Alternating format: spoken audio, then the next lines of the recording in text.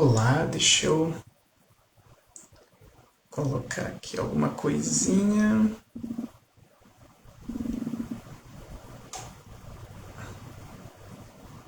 Não, chuvinha não.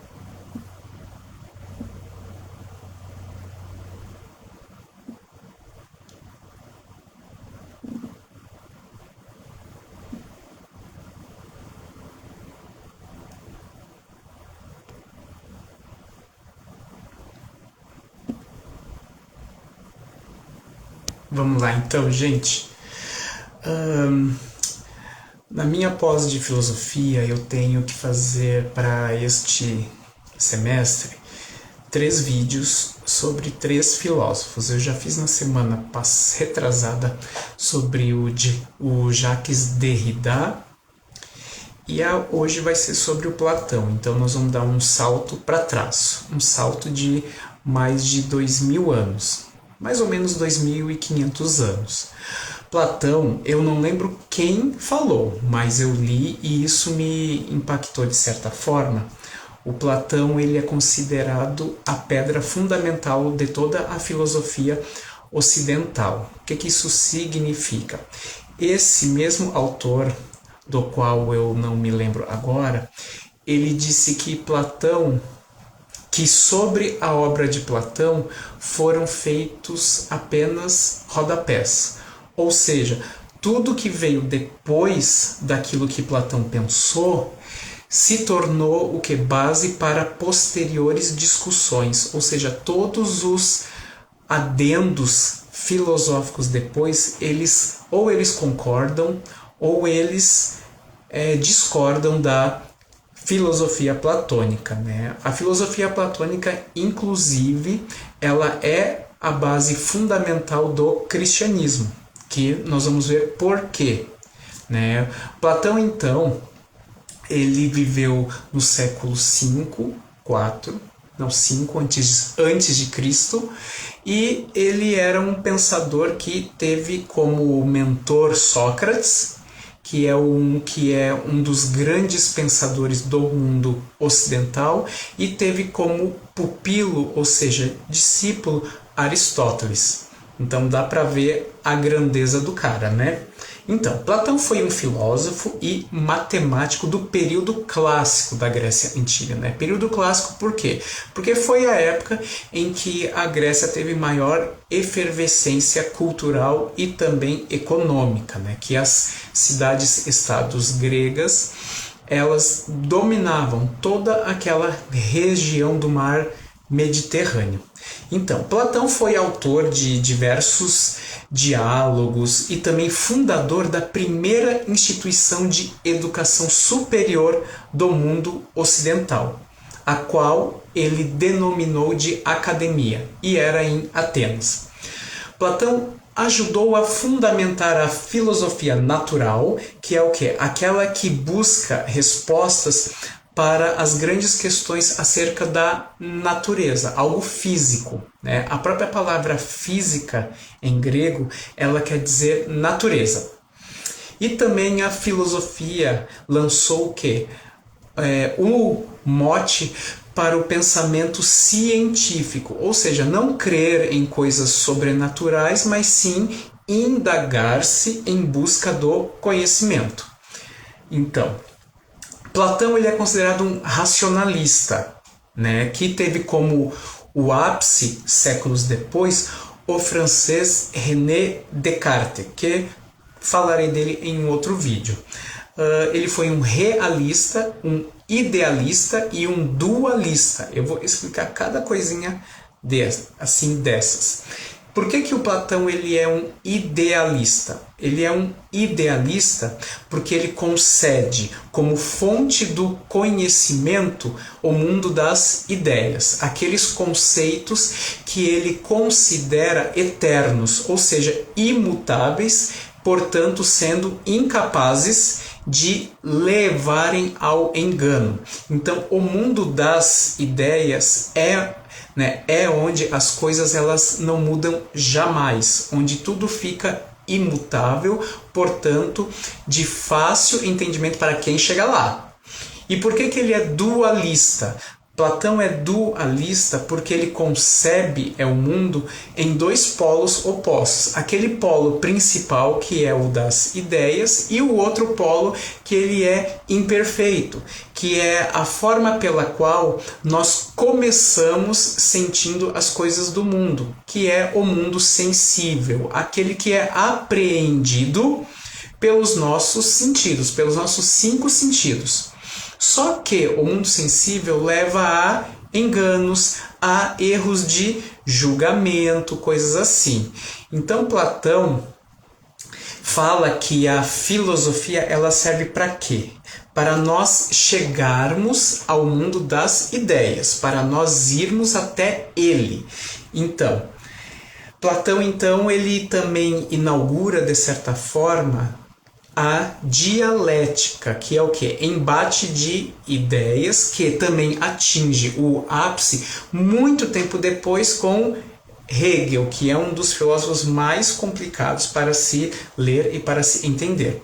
Platão também ele é considerado o fundador da filosofia política ocidental. Aí eu vou falar daqui a pouco quais são as formas de governo que o Platão considera uau e as formas de governo que ele menospreza de certa forma, né? Então, o grande foco do pensamento platônico é chamado de platonismo.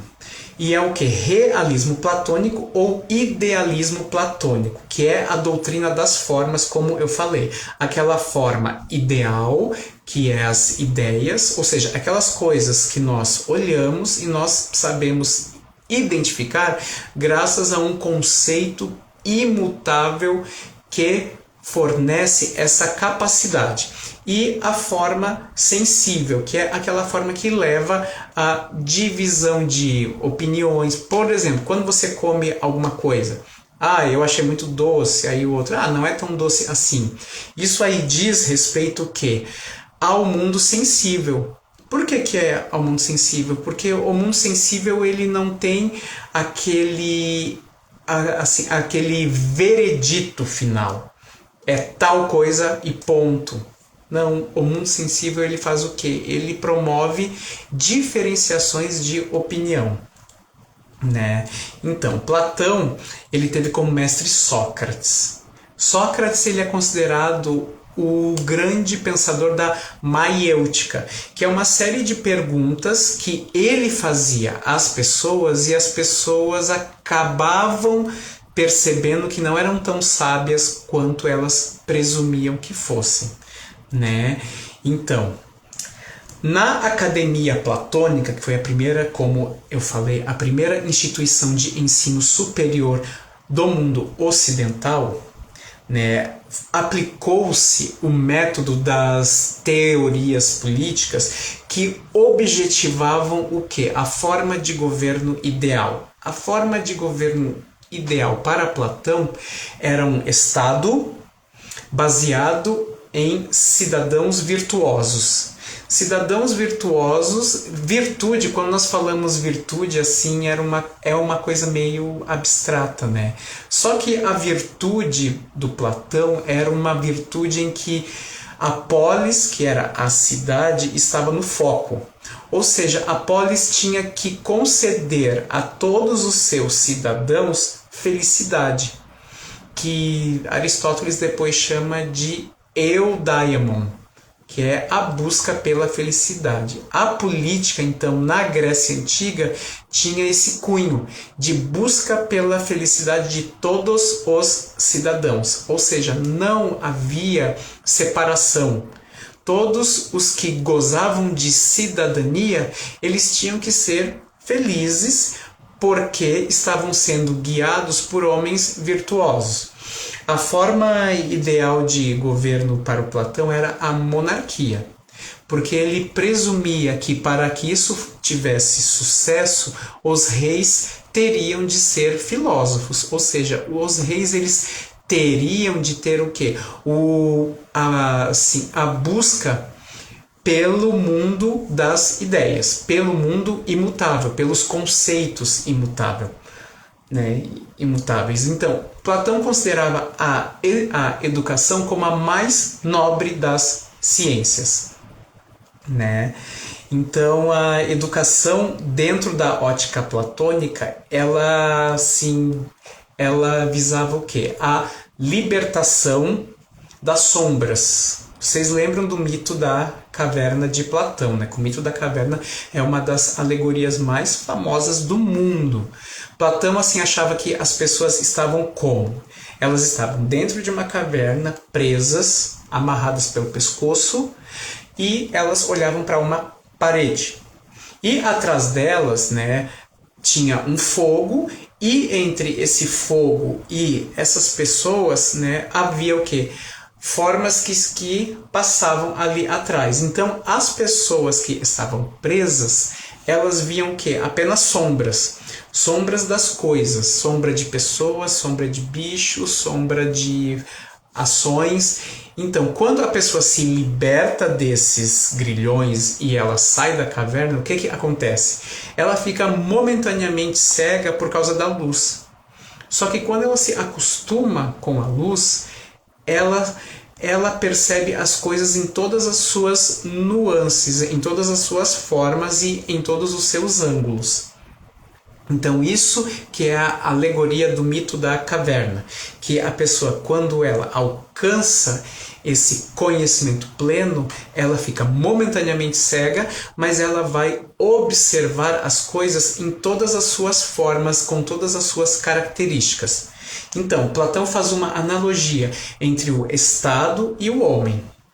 Ele os apresenta como realidades complexas e heterogêneas, naturalmente catastróficas e em estado de prolongada guerra interna. Então, para alcançar o equilíbrio e a harmonia, as regras do conflito do Estado são formuladas de acordo com a lei. E a alma humana, ela é racional, ou seja, isso é o que nos descola dos outros animais. Em vista disso, não importa no Estado ou no homem, uma parte deve dominar e a outra deve ser dominada. Aí nós temos o quê? O dualismo platônico vindo mais uma vez. Em essência, esse exercício do governo, no homem, isso é chamado de educação. Então, filosofia, quando ela surge, ela tinha um cariz muito forte na área educativa. Então, provar os ideais da educação através da necessidade de formar virtudes humanas. Então, como é que a virtude surge? Ela é o resultado da harmonia entre a razão, logos, e a emoção internamente aceita. No processo de formação pessoal, a virtude deve ser ensinada primeiro, porque é possível treinar o emocional e, subsequentemente, antes da formação da razão, né? Então, a educação vista nas obras de Platão, ela tem uma previsão política, pois para ele a finalidade da educação é formar cidadãos que possam expressar opiniões e participar das decisões da direção social e possam estabelecer um estado perfeito, né? Então a gente vê isso aí no Platão, né? Então Platão, ao mesmo tempo que ele tinha esse lado racional, ele tinha uma outra coisa que muita religião adotou. Uma coisa que na Grécia era chamado de metempsicose, que é a transmigração das almas. Isso foi depois reapropriado por várias religiões no mundo ocidental. Dentre elas, a mais famosa é o Espiritismo, né? A transmigração das almas. Isso aí vem desde a Grécia Antiga. E por que eu falei que Platão, né, ele influenciou diretamente o cristianismo, né? Porque na época da formulação do Novo Testamento, o grego ele era considerado uma língua de cultura. Ele era considerado uma língua das pessoas que tinham instrução. Ou seja, todas as pessoas que tinham instrução, elas tinham de saber grego.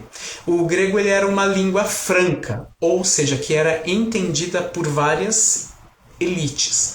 Então, o Novo Testamento ele foi feito em grego. E os discípulos de Cristo, muitos deles tinham um certo nível social. Portanto, eles tiveram acesso às obras da Grécia Antiga, né, que foi 500 anos antes. Então, a parte platônica, né, influenciou muito o pensamento cristão. Por quê? Porque é a busca por algo que é metafísico, ou seja, está além daquela coisa percebida pelos sentidos, da parte física.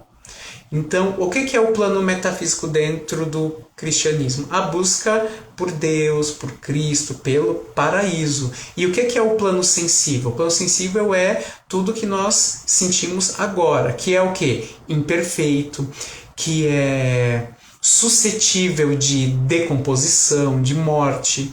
Então, isso aí vincou o cristianismo de uma forma absurda.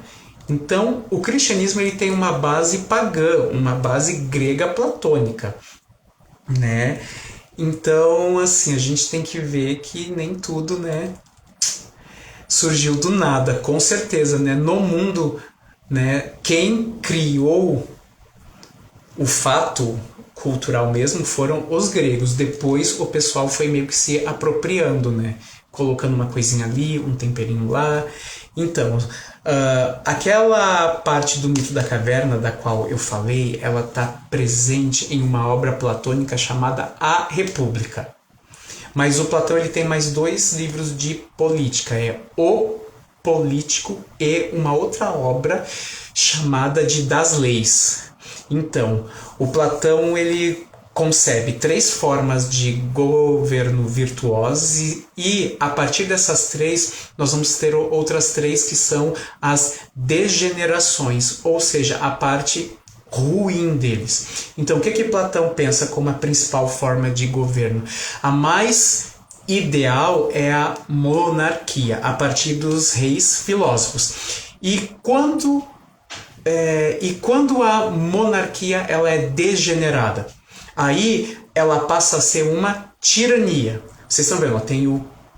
Tem a parte ideal e tem a parte degenerada. Então, a monarquia ideal, tirania é uma monarquia contaminada. Temos a oligarquia, que é o quê? O governo de poucos, mas ela é uma forma degenerada da aristocracia. Então, novamente nós temos o dualismo platônico. 2 conceitos que se opõem, um perfeito e um ausente dessa perfeição. E das 3 formas ideais, a menos ideal é a democracia, só que a democracia ela também se degenera, e só que mesmo ela degenerada, ela é a melhor das 3 formas piores de governo. Né? Depois foi dito, né, que a democracia ela não é tão boa, mas ainda ela é a melhor que conhecemos. Por que Platão fala isso? Porque demos em grego quer dizer o quê? Povo. Cracia, poder. Mas e se o povo não for virtuoso? E se o povo não for culto? A democracia vai ser péssima. Vai ser horrível. Ela vai o quê? Oprimir. E ela lança as bases de quê? Do seu próprio fim. Então isso aí foi pensado séculos depois e isso redundou através de um pensamento de um sociólogo chamado Karl Popper, que ele fala do paradoxo da intolerância, que a democracia, para que ela sobreviva, ela deve ser intolerante com os intolerantes. Ou seja, a democracia não pode permitir manifestações que busquem o seu fim. Entenderam? É algo paradoxal, né? A democracia, ela presume o que? Várias opiniões, mas até um certo limite. Ou seja, deve haver limite para o debate de ideias. Porque certo tipo de ideia, ela não aceita debate. Né? Como nós estamos vendo ultimamente aqui no Brasil, né? aqueles atos vândalos no Congresso, aquilo ali visa o quê? Visa a quê? Visa ao término da democracia. Então, nós temos de ser intolerantes com eles, como esse referido sociólogo falou. Alguma dúvida, gente? Podem deixar alguma pergunta ali nos comentários. Espero que tenham gostado. Depois podem mandar mensagem também, caso tenham alguma ideia para um outro vídeo. E é isso aí. Beijo!